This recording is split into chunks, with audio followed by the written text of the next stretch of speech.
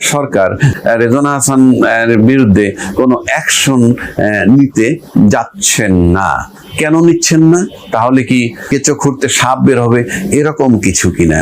অর্থাৎ আলটিমেটলি আমরা নির্বাচনে যে ইঞ্জিনিয়ারিং কথাটা অতীতে শুনে আসছি, এবার সেটা কিন্তু নানান কায়দায় এস্টাবলিশড হয়েছে। এবারের নির্বাচন হয়ে যাওয়ার পর ওত নিল, সরকার গঠন হলো, কিন্তু একটা পর্যায়ে এসে রেজওয়ানা হাসান যিনি একজন উপদেষ্টা ছিলেন, সে কিছু মন্তব্য করেছেন, যে মন্তব্যগুলো নিয়ে নির্বাচনটাকে উনি বিতর্কিত করে ফেলেছেন বলে আমার কাছে মনে হয়। আসলে আমার কাছে না, অনেকেই বলেছেন যে নির্বাচনটাকে উনি বিতর্কিত করে ফেলেছেন। হ্যাঁ, নির্বাচনে ইঞ্জিনিয়ারিং হয়েছে সেটা উনি এডমিট করেছেন টু সাম এক্সটেন্ট। সেটা কিভাবে উনি বলছেন যে উগ্রবাদীরা যাতে ক্ষমতা আসতে না পারে সে ব্যাপারে ওনারা কাজ করেছেন। এখন উনি উগ্রবাদী বলতে কাদেরকে মিন করছেন তা জানি না, তবে পরিষ্কার বলা যায় এবার নির্বাচনে যারা ছিলেন তাদের নিঃসন্দেহে ওনারা জামাত কি হয়তো উগ্রবাদী মিন করেছেন। কেননা উনি এরপরে আবার এটাও বলেছেন, আমি যদি কখনো মবের শিকার হই তাহলে ধরে নিবেন জামাত শিবির করেছে। এখন সেই ইঞ্জিনিয়ারিং এর বিষয়টা নিয়ে যদি আলোচনা করি, এমন কথাও আছে যে আজকে কেন ইঞ্জিনিয়ারিং এর বিষয়টা খুব বেশি এস্টাবলিশড হয়েছে, যে ইঞ্জিনিয়ারিং করেই কি বিএনপিকে পাশ করানো হয়েছে কিনা। কেননা অন্তর্বর্তীকালীন সরকারের যিনি নিরাপত্তা বিষয়ক উপদেষ্টা ছিলেন তিনি কিন্তু হয়ে গেছেন আজকের ফরেন মিনিস্টার খলিলুর রহমান সাহেব। অন্তর্বর্তীকালীন সরকারের অ্যাটর্নি জেনারেল সাহেব যিনি ছিলেন ইনি হয়ে গেছেন এখন আইন ও বিচার মন্ত্রী। এইভাবে চিন্তা করলে তখন বলা হইতো এরকম যে ছাত্ররা যারা রাজনীতি করতেছে তাদের দিকে সরকার ঝুঁকে আছে, এইসব বিষয়গুলা ছিল। যাই হোক, এখন ইঞ্জিনিয়ারিং বিষয় যদি উগ্রপন্থীকে ঠেকানো হয়ে থাকে, আমি তর্কের ক্ষেত্রে ধরে নিলাম আমি জামাতকেই ঠেকানো হয়েছে বলে তারা মনে করেছেন, মানে মিন করতে চেয়েছেন। কারণ ইতিমধ্যে জামাতে আমি এটাও বলেছে নির্বাচনে কিছু অনিয়ম হয়েছে, অনিয়ম হয়ে থাকলেও আমরা নির্বাচনটাকে মেনে নিয়েছি। এখন আমার অন্য একটা অবজারভেশন আছে।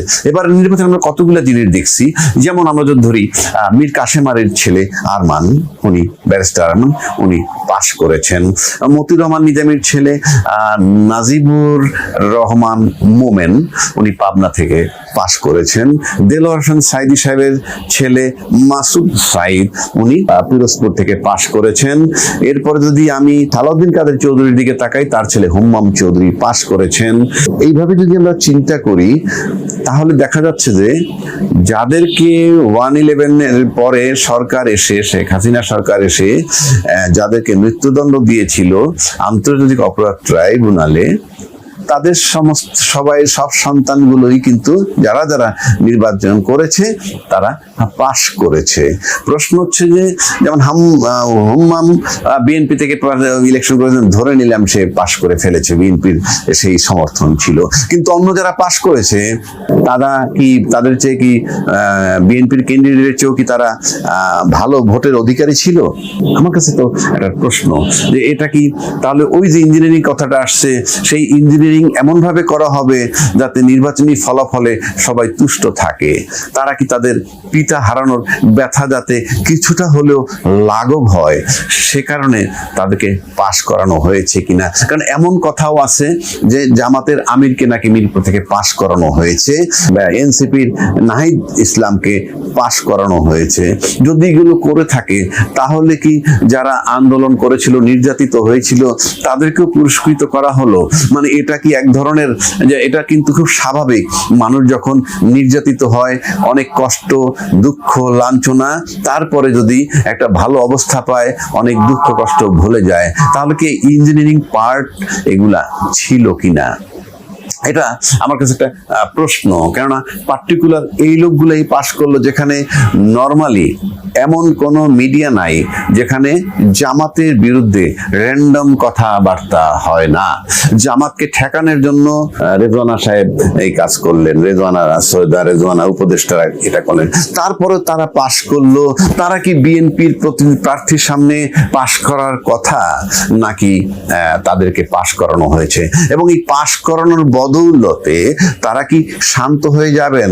তাদেরকে কি প্রাইস দেওয়া হলো? এটা মানে কি বলে, প্রাইজ মানে দেওয়া হইলো কিনা যে মানে তাদেরকে নিয়ন্ত্রণ করার জন্য, কিংবা সরকারের বিরুদ্ধে যাতে তারা না দাঁড়ায়, কিংবা তাদেরকে আওয়ামী লীগ শক্তির বিরুদ্ধে তারা না দাঁড়ায়, এই ধরনের চিন্তা ভাবনা করে তাদেরকে পাশ করানো হয়েছে কি না, এটা আমার কাছে একটা প্রশ্ন।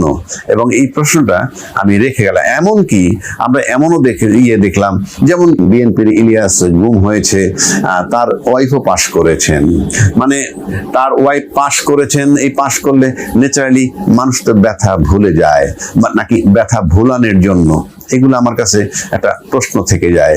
এবং এখান থেকে পরিষ্কার হওয়া যায় যে নির্বাচনে ইঞ্জিনিয়ারিং হয়েছে। এবং এও বলা হচ্ছে যে গণভোটের নাকি মানুষ বোঝে নাই, এবং গণভোটে জয়যুক্ত করা হয়েছে ইঞ্জিনিয়ারিং করে। মানে এতে মনে হয় কি যে সব কিছু ইঞ্জিনিয়ারিং হয়েছে, গণভোটে ইঞ্জিনিয়ারিং করা হয়েছে, এবং জামাতের আমিরকে দিয়ে পাশ করানো হয়েছে, এবং জামাতের যিনি নায়েবে আমির তাকে গোলাম পরোয়ারকে পাশ করানো হয় নাই। এই কারণে এমনও কথা আছে তিনি নাকি খুব কমান্ডিং ভয়েস হলা, অর্থাৎ জামাতের আমির যেমন একদিকে খুব নিরীহ প্রকৃতির মানুষ, এবং অনেকটা আমি জানি না ঠিক, মানে কম্প্রোমাইজিংও মনে হয় তার এই বক্তব্যের কারণে। উনি বলেছেন নির্বাচনে কিছু অনিয়ম হলেও আমরা নির্বাচনী ফলাফল মেনে নিয়েছি। নির্বাচন ফলাফল মেনে নিয়েছেন, সেটা নিয়ে আমার কোনো কথা নাই, বক্তব্যও নাই। কিন্তু প্রশ্ন হচ্ছে যে মেনে নেওয়ার মানে ইঞ্জিনিয়ারিংটা মেনে নিছেন। এখন তাহলে কি বেছে বেছে, যেমন গোলাম পরোয়ারকে আনা হয়নি পাশ করে, আনানো যাইতো যদি ইঞ্জিনিয়ারিং এর পদ্ধতি হয়। পাশাপাশি যদি আমি সৈয়দা রেজওয়ানার হিসাব করি, ইঞ্জিনিয়ারিং করে, ইঞ্জিনিয়ারিং কথাটা বলে উনি নির্বাচনটাকে যেহেতু বিতর্কিত করে ফেলেছেন, তারপর দেখলাম সরকার রেজওয়ানা হাসান বিরুদ্ধে কোনো অ্যাকশন নিতে যাচ্ছেন না। কেন নিচ্ছেন না? তাহলে কি কেঁচো খুঁড়তে সাপ বের হবে, এরকম কিছু কিনা? অর্থাৎ আলটিমেটলি আমরা নির্বাচনে যে ইঞ্জিনিয়ারিং কথাটা অতীতে শুনে আসছি, এবার সেটা কিন্তু নানান কায়দায় এস্টাবলিশড হয়েছে। এবং অনেকের দুর্নীতির কথা আমরা শুনেছি। আসিফ নজরুল দুর্নীতি করেছেন, আসিফ মাহমুদ দুর্নীতি করেছেন, শ কোটি টাকা তারা দুর্নীতির মাধ্যমে আয় করেছেন, কিন্তু তাদের বিরুদ্ধে আমরা কোনো অ্যাকশন দেখছি না। তাহলে এটা কি ইঞ্জিনিয়ারিং করে যারা ক্ষমতায় আনা উচিত ছিল, বা যাদেরকে ক্ষমতায় আনা হয়েছে, আনার কারণে এটা কি এস্টাবলিশড, মানে এটা নিয়ে যাতে আর কোনো বাড়াবাড়ি কিছু না হয়, সে কারণেই কি এগুলো করা কিনা? এটা আমার ব্যক্তিগতভাবে প্রশ্ন রাখলাম। আমি কোনো সমাধান দিচ্ছি না, কারণ যে লোকগুলোকে পাশ করে তারা প্রত্যেকেই কিন্তু আন্দোলনের ভিতরে ছিল এবং নির্যাতনের শিকার। তাদের পিতাদেরকে হারাইছে তারা ইসের মাধ্যমে। আবার এটাও দেখলাম যে এটিএম আজহারুল হক, যিনি মানবতা বিরোধী অপরাধের ট্রায়ালে শেখ হাসিনার সময় মৃত্যুদণ্ড প্রাপ্ত হয়েছিলেন, তিনি কিন্তু আবার 5 আগস্টের পরে এটা যখন রিভিউ হইল, সেখানে কিন্তু উনি গিয়ে খালাস পেলেন।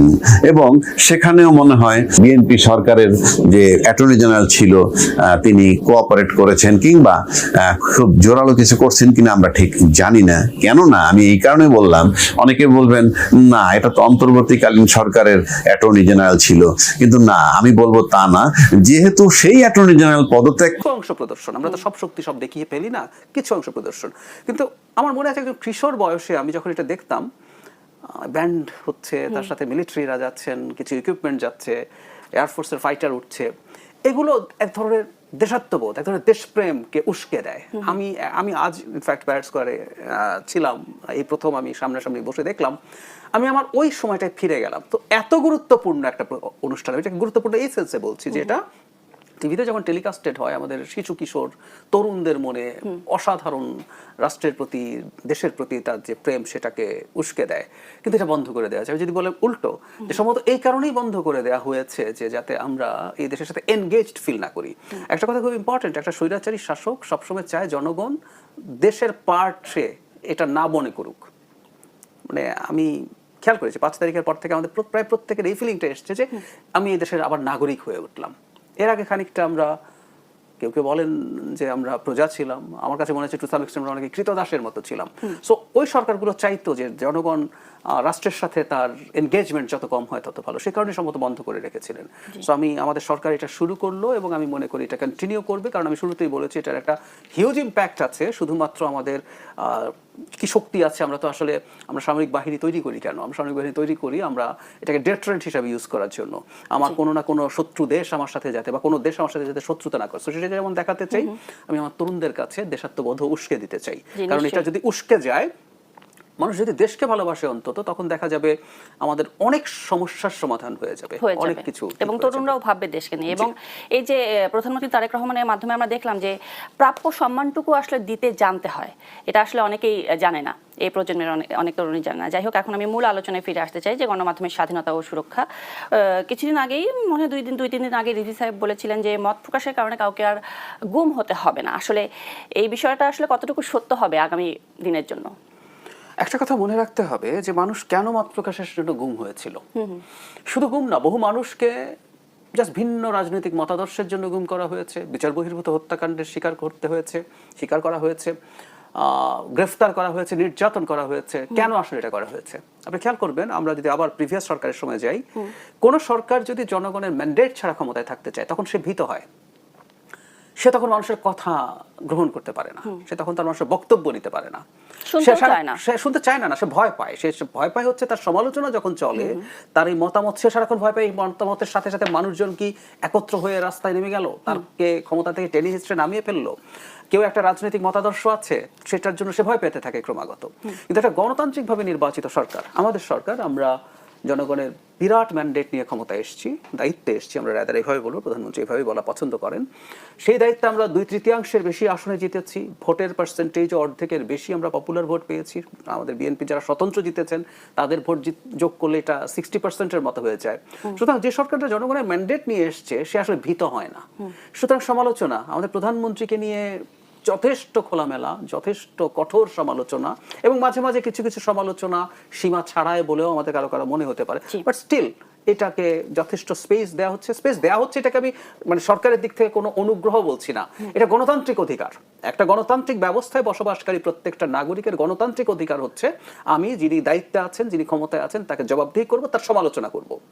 তবে একটা এক্সপেকটেশন হয়তো থাকে আমাদের সবার, সমালোচনার সময় আমরা যেন বস্তুনিষ্ঠ থাকি, যে অভিযোগ আমরা কেউ কাউকে করছি সেটা যাতে ডিস্টর্ট না করি। আমাদের কোনো কোনো মন্ত্রীর কিছু কিছু বক্তব্যের খুব ক্ষুদ্র একটা অংশ এনে এমনভাবে পোর্ট্রে করার চেষ্টা করা হয়েছে, আমি একেবারে ডাহা মিথ্যের কথা বলছি না, একটা অংশ পিক করা হচ্ছে, পিক অ্যান্ড চুজ করার মতো, চেরি পিকিং এর মতো, এটার মাধ্যমে যাতে মানুষের কাছে আমরা মিসকমিউনিকেট না করি, এটুকু আমাদের এক ধরনের এক্সপেকটেশন থাকে। এই যে মত প্রকাশের স্বাধীনতার মধ্যে তো আসলে ভোট দেবার অধিকারটাও পড়ে, কিন্তু যখন আমরা দেখি যে প্রত্যেকটা নির্বাচনের সময় যখন দেখি যে ভোট দেওয়ার পর সংখ্যালঘুদের উপরে বা সংখ্যালঘু সম্প্রদায়ের উপরে যে এই নির্যাতনটা হয়, আসলে এটি আসলে কোনো সময় বন্ধ হয় না, কিংবা সরকার কোনো ব্যবস্থা নিলেও পরবর্তীতে এটা আসলে কি হলো এটা আমরা কেউ জানতে পারি না বা জানাতেও পারি না আমাদের দর্শকদেরকে। এই ব্যাপারে আপনি কি বলবেন যে এটি আসলে কেন এত বাধা, এটা এত প্রতিবন্ধকতা কেন?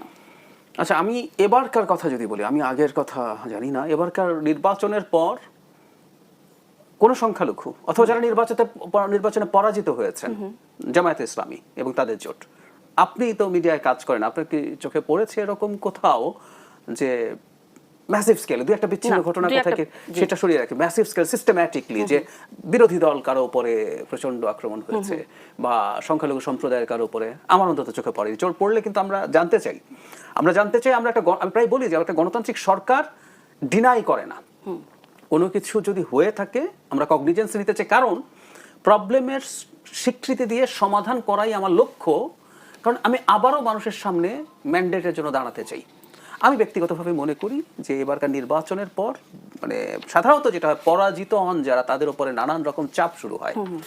কোনো কিছু কোথাও ঘটেছে আমার অন্তত জানা মতে নেই, তারপরও যদি থেকে থাকে, আমাদের যদি গোচরে আসে, আমরা প্রস্তুত আছি সেগুলো নিয়ে কাজ করতে। জি, এবং একরকম যেটা দেখা যায় যে আন্দোলনের মাধ্যমেই স্বৈরাচারের পতন হলো, এবং তারপরে মানুষ আমরা আশা করেছিলাম যে হয়তো অনেক অবস্থার উন্নতি হবে, কিন্তু আসলে সেই অবস্থার উন্নতিটা হয়নি। কেন হলো না, আপনি কি মনে করেন? আসলে মাঝের একটা সময় নিয়ে আমি আসলে বলতে চাই না এখন, ওইটা নিয়ে একসময় আমরা প্রচুর কথা বলেছি। 1.5 বছর সময় তো ছিল একটা অন্তর্বর্তী সরকারের। সো অন্তর্বর্তী সরকারের কাছে আমাদের যা যা এক্সপেকটেশন ছিল তারা অনেক ক্ষেত্রে সেটা ফুলফিল করতে পারেনি। তবে এটাও সত্য কথা, একটা পুরোপুরি ধ্বংস করে ফেলা একটা রাষ্ট্র ব্যবস্থার মধ্যে দাঁড়িয়ে তাদের জন্য অনেক কিছু করা সহজও ছিল না। আমি আবারও বলছি, তারপরও তারা আরো বেটার করতে পারতেন। এখন আমাদের সরকারের মাত্র 1 মাসের একটু সামান্য বেশি সময় পার হলো, আমার মনে হয় আমরা কিছুটা সময় এক্সপেক্ট করতে পারি। তারপর আমরা যা শুরু করেছি, বিশেষ করে আমি আপনাকে যদি এভাবে বলি, একটা কথা ফেসবুকে অনেকে লিখছেন যে আঙ্গুলে বা নখে ভোটের কালির দাগ শুকানোর আগেই নির্বাচনী প্রতিশ্রুতি পূর্ণ করা। ইনফ্যাক্ট আমার নখের কালির দাগ এখনো আছে, সো অনেকেরই আছে। So, আমাদের খুব গুরুত্বপূর্ণ কতগুলো যে প্রতিশ্রুতি ছিল, আমাদের ফ্যামিলি কার্ড, আমাদের খাল খনন কর্মসূচি, ফার্মার্স কার্ডের কাজও শুরু হয়ে গেছে, এরকম কতগুলো আমাদের এই যে ধর্মগুরু যারা আছেন বিভিন্ন ধর্মের, ইসলাম, হিন্দু, খ্রিস্টান, সবাইকে ভাতা দেয়া, পাইলটিং বা প্রাথমিক কাজ কিন্তু আমরা শুরু করে ফেলেছি। এর বাইরে যেটা হয়, বাংলাদেশের মতো একটা দেশে কিছু কিছু জায়গায় কিছু কিছু মিসম্যানেজমেন্ট হতে পারে, সেটা ইম্পসিবল, অনেক বড় দেশ। এবং আবারও বলছি যে আমরা একটা লেগাসি কন্টিনিউ করছে, যেটা কিছু ঝড়ঝাপটা আসবে। তার চাইতেও জরুরি কথা, আমরা সবাই এটা অ্যাওয়্যার আছে, আমাদের একটা দুর্ভাগ্য বলবো, মধ্যপ্রাচ্যে একটা ডিজাস্ট্রাস যুদ্ধ শুরু হয়েছে। আমরা আশা করি এটা খুব লম্বা হবে না, কিন্তু এর মধ্যেই জ্বালানি সংক্রান্ত যে জটিলতা হয়েছে সেটা নিয়ে আমরা যে ধরনের সমস্যা দেখতে পাচ্ছি, এটা আসলে ঠিক সরকারের দায় না, এটা একটা বৈশ্বিক চাপ, যেটা সাফার আসলে যে আমরা ওই বিষয়টা নিয়ে কথা বলবো। তার আগে আমি একটু কথা বলতে চাই, রিজভী সাহেব যেরকম বলেছিলেন যে মত প্রকাশের স্বাধীনতার জন্য কাউকে গুম হতে হবে না, সেরকম কিন্তু ডক্টর ইউনূস বলেছিলেন যে আপনারা আমার মন খুলে সমালোচনা করুন। তো সেই রকম সমালোচনা করেই কিন্তু আমাদের একজন সহকর্মী সাংবাদিক ভাই কিন্তু জেলে চলে গিয়েছিলেন, সম্প্রতি উনি মুক্তিও পেয়েছেন।